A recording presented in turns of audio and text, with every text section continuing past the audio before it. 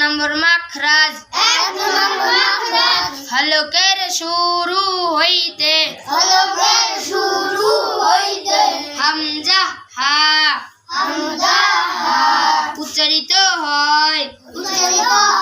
2 নম্বর মাখরাজ হলকের মধ্যখান হইতে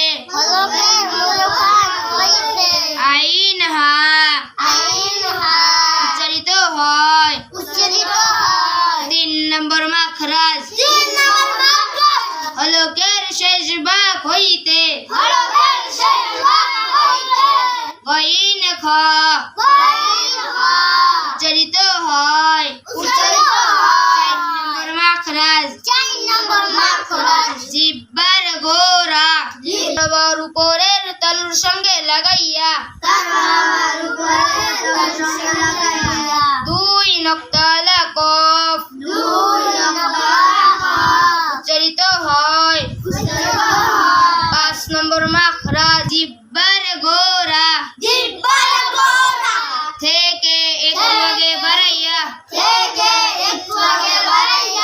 তার বরাবর উপরের তালুর সঙ্গে লাগাইয়া